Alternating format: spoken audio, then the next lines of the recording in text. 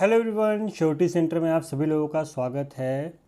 मैं हूं ज्ञान और आज हम लोग कॉन्स्टिट्यूशन के सब्जेक्ट के बारे में जो पढ़ रहे थे, हम लोग इंडियन पॉलिटी पढ़ रहे थे। तो संविधान के आज भाग के बारे में हम लोग बात करने वाले हैं कि संविधान में कौन कौन से भाग हैं। देखिए, हम लोग कंपटीशन की तैयारी करते हैं और डिफरेंट कंपटीशन में डिफरेंट तरीके के क्वेश्चन आते हैं। तो मैं कुछ चीज़ें एक्सप्लेन थोड़ी थोड़ी करते चलूँगा, तो जिसको जितनी चीज़ें लेनी है वो ले लेगा, और अगर उसको छोड़ने का मन करता है कि उसके पेपर में ये चीज़ नहीं आती तो वो इजी वे में छोड़ दे, कोई ऐसी बात नहीं। फिर भी आप लोग आराम से अपना पढ़ सकते हैं।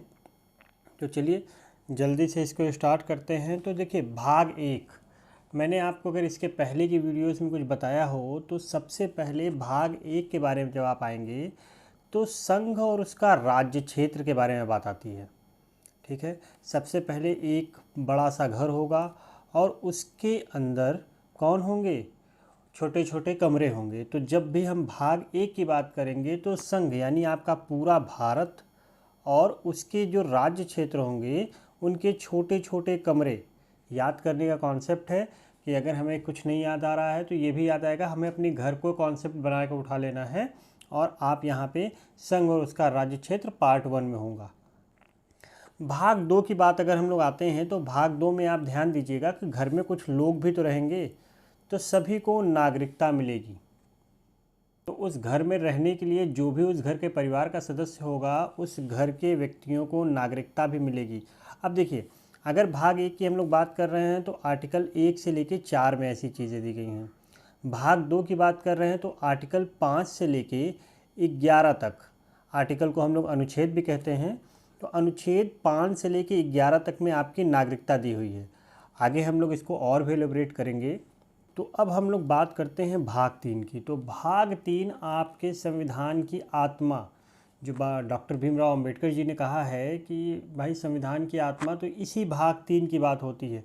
ये 3 भाग की बात क्यों होती है? क्योंकि ये मूल अधिकार जो आपके फंडामेंटल राइट्स होते हैं उनके बारे में बात कर रहा है, मूल अधिकार।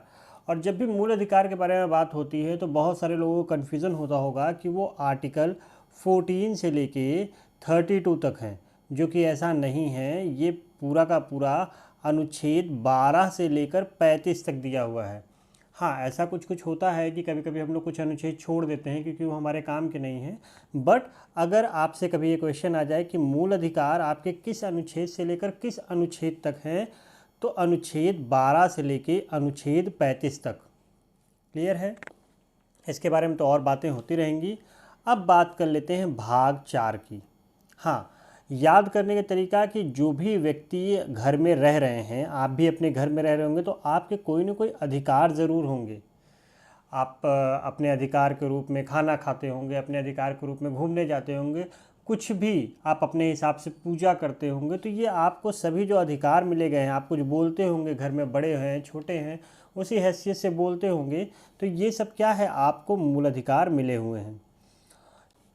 कभी कभी क्या होता है कि मम्मी पापा ये कहते हैं आपसे कि बेटा अभी हमारे पास पैसे नहीं हैं और अगले मंथ जब हमारे पास पैसे आ जाएंगे तो हम आपको ये चीज़ लाकर दे देंगे। आपने किसी चीज़ की डिमांड की तो उन्होंने कहा इस समय पैसे नहीं हैं। तो अब यहाँ पे जो आपका इंडिया जब फॉर्म हुआ, आपने अगर प्रियम्बल इसके पहले की वीडियो देखी होगी, अगर नहीं देखी है तो आई बटन पे क्लिक कर लीजिए, वहाँ पे आपको वीडियोस मिल जाएंगी, या फिर आप प्लेलिस्ट में भी जाके देख सकते हैं।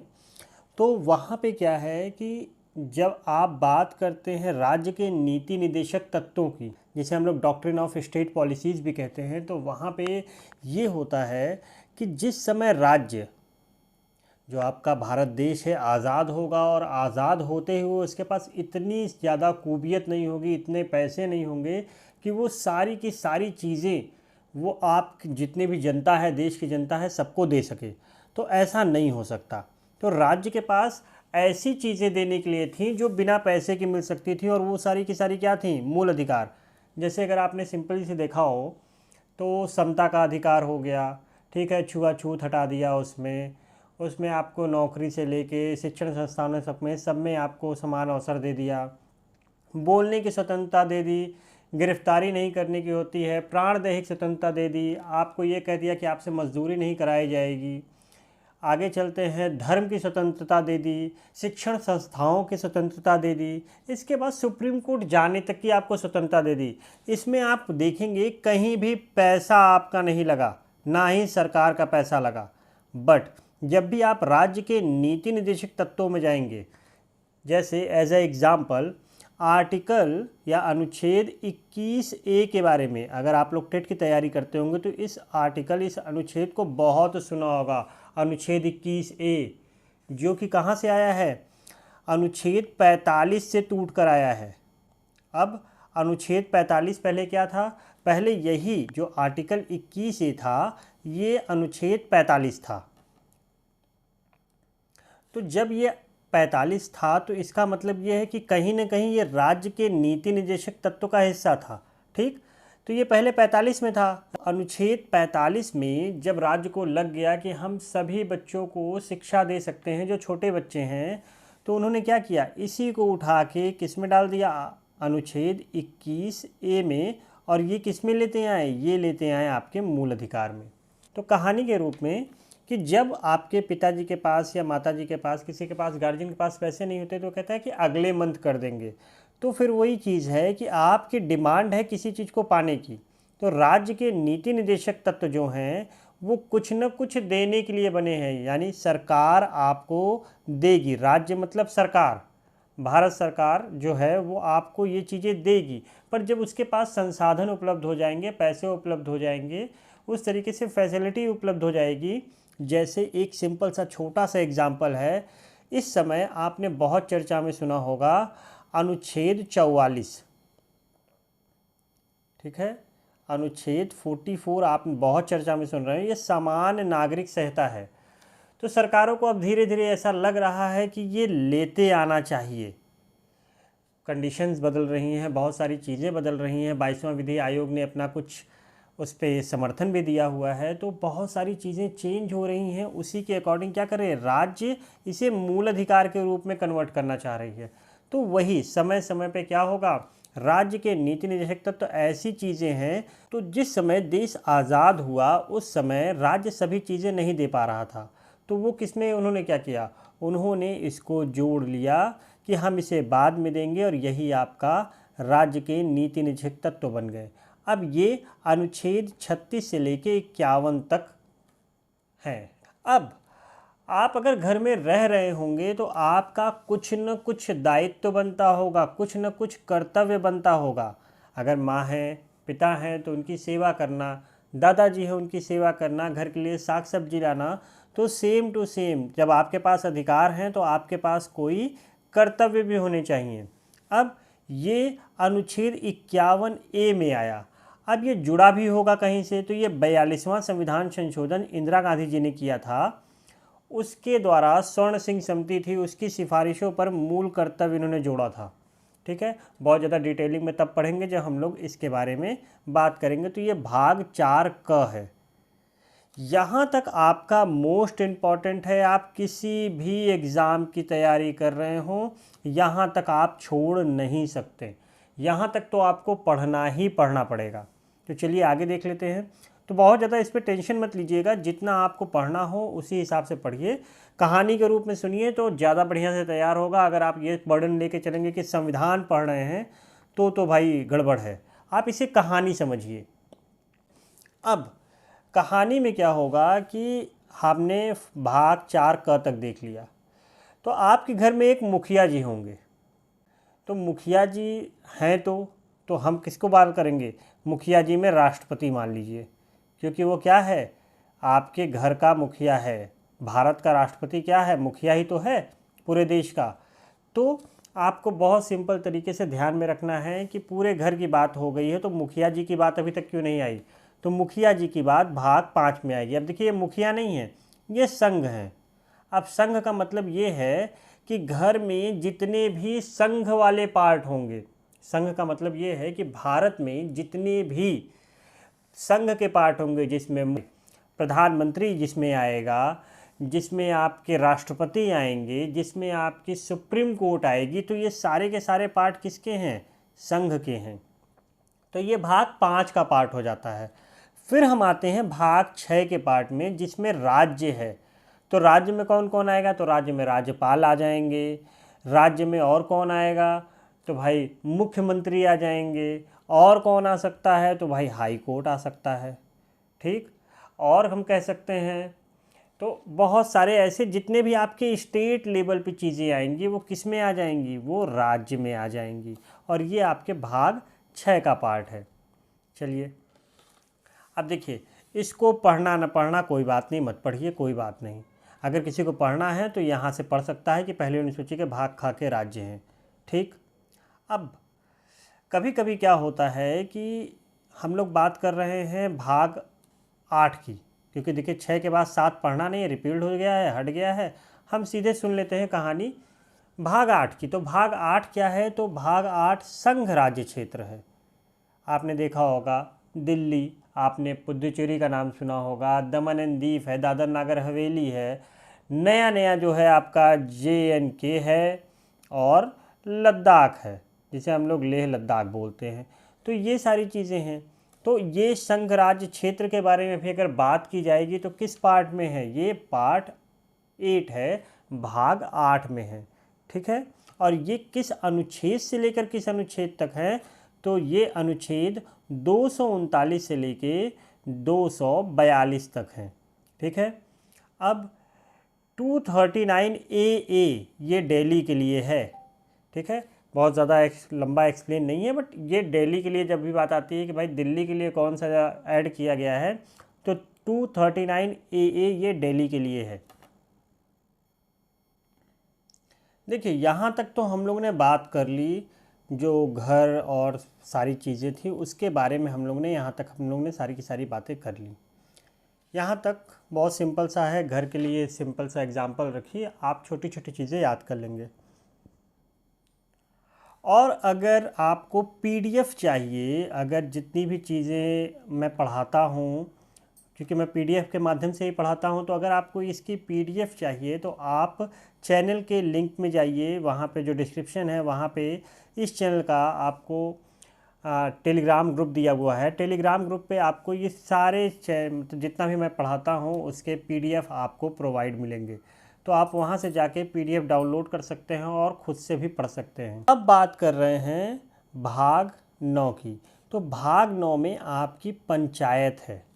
ठीक है, ग्राम के बारे में जब भी बात आएगी तो अनुच्छेद 40, ये याद रखिए कि जब भी कभी गांव की बात आए या ग्राम आ जाए तो अनुच्छेद 40 लगा के चले आइए, आपका कभी ज़िंदगी में गलत नहीं होगा।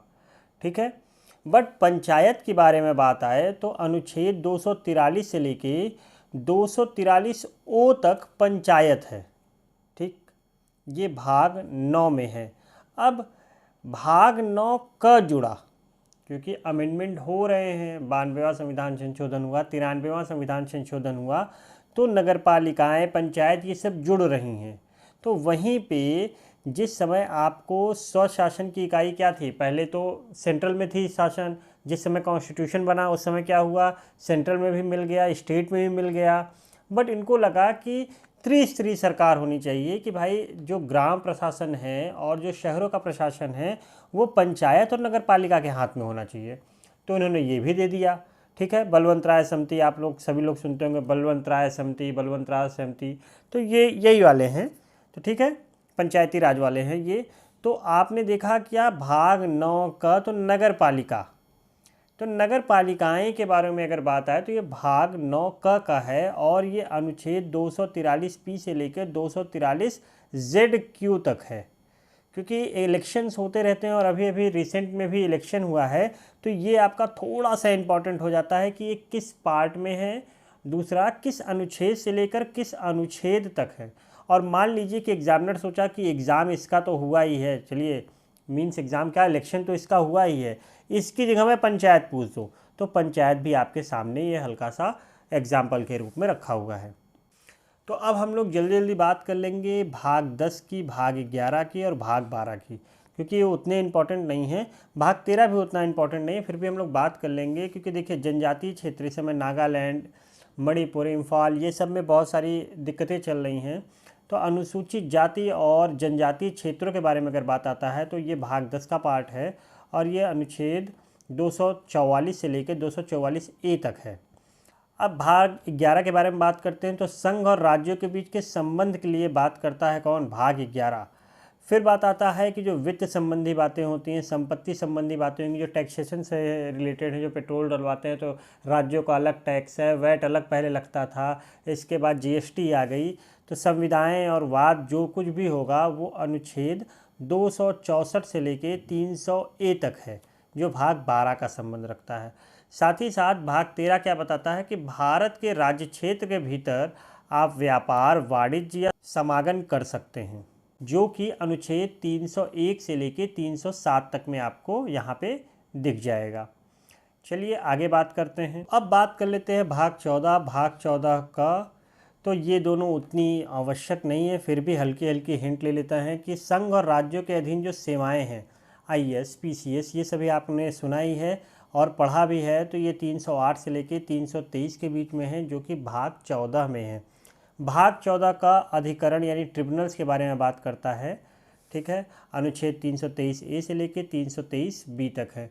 इम्पॉर्टेंट नहीं है तो उतना ध्यान देने की ज़रूरत नहीं है, पर भाग 15 इम्पॉर्टेंट है, जिसमें कि निर्वाचन आता है। अब अनुच्छेद 324 से लेके 329 इस निर्वाचन में सम्मिलित है। निर्वाचन वही जो इलेक्शंस होते हैं। अब भाग 17, 16 उतना इम्पोर्टेंट नहीं। भाग 17 सीधा सा है कि आपकी राजभाषा क्या होगी। राजभाषा शब्द यूज़ कर रहा है, ठीक है, पर आपके देश की कोई भी मातृभाषा दूसरी होती है, राजभाषा दूसरी होती है, ठीक है। तो लैंग्वेज ऑफ द यूनियन क्या होगी? तो ये अनुच्छेद 343 से लेके 351 तक में दिया गया है। ये भाग 17 है, ठीक है। तो कभी कभी पूछ देता है, अदरवाइज़ उतनी ज़रूरत ये भी नहीं है। पर भाग 18 आपका मोस्ट इम्पॉर्टेंट है, क्योंकि यह आपात उपबंध के बारे में है और पूछ देता है कि आपात उपबंध किस अनुच्छेद से लेकर किस अनुच्छेद तक में है या फिर किस भाग में है। तो आपने ध्यान दिया होगा कि राष्ट्रीय आपात अनुच्छेद 352, ठीक है। अगर फिर राज्य के आपात की बात कर लेते हैं, जिसे हम लोग क्या कहते हैं, राष्ट्रपति शासन लग गया हुआ है, तो ये 356 में आ जाता है। फिर अगर हम लोग बात कर लेते हैं वित्तीय आपात, तो ये अनुच्छेद यहाँ पे सॉरी ये गलत लिखा हुआ है, ये 360 है, तो 360 में है, ठीक है। ये राज्य का 356, 352 आपका जो देश में लगता है और 360 जो आपका वित्तीय होता है। और वित्तीय आज तक कभी नहीं लगा है, इसलिए ये भी उतना इम्पोर्टेंट नहीं रह जाता। फिर भी 360 आपका वित्तीय है। और लास्ट का मिसलेनियस है, इसको आप भी काट दीजिए और मैं भी काट देता हूँ और आगे चलते हैं। क्योंकि टोटल 22 भाग हैं तो हम लोग देख लेते हैं। ये भाग भी आपका इम्पॉर्टेंट हो जाता है, क्योंकि ये संविधान संशोधन की बात करता है, जो अनुच्छेद 368 है, ठीक। तो संविधान के संशोधन की भाग किस में है? तो भाग 20 है। और ये अनुच्छेद कौन सा? ये अनुच्छेद बहुत पूछता है, ठीक है। तो अनुच्छेद 368 है। अब हम लोग बात करते हैं भाग 21 की। तो एकदम काट दीजिए, कभी नहीं पूछेगा, जल्दी पूछता भी नहीं है। अगर पूछेगा भी तो ये PCSJ या फिर PCS या IS के एग्ज़ाम्स के लिए है। और भाग 22 ये आप सभी लोगों को थोड़ा थोड़ा पता होना चाहिए, क्योंकि ये पूछता है जो संविधान में बहुत बार कभी कभी ऐसा क्वेश्चन पूछता है कि संविधान का नाम कहाँ दिया गया है। लोग अनुच्छेद 1 लगा देंगे या अनुच्छेद 2 लगा देंगे, बहुत लोग महान होंगे तो 3 लगा देंगे, बट ये अनुच्छेद 393 में है। तो ये आपको सदैव याद होना चाहिए कि संविधान का नाम कहाँ दिया है। तो संविधान का नाम जो है वो अनुच्छेद 393 में है, ठीक है, क्लियर है। तो ये आपको याद होना चाहिए। तो देखिए, इनका नाम, प्रारंभ, हिंदी में प्राधिकृत पाठ और निरसन, किस किस चीज़ को निरसित कर दिया गया है, ये सभी के बारे में जो जानकारियां हैं वो आपको भाग 22 में मिलेंगी, ठीक। तो ये आपका आज का सेशन जो था पार्ट का यानी भाग का संविधान का, वो ख़त्म हो गया है। और अगर आपको अच्छा लगा हो तो आप लाइक कर सकते हैं, दोस्तों के साथ इसे शेयर कर सकते हैं। और अगर आपका कोई सुझाव हो तो वो ज़रूर ज़रूर ज़रूर दें, जिससे कि हम उसमें इम्प्रूवमेंट कर सकें। तो फिर मिलते हैं अगले वीडियो में। जय हिंद।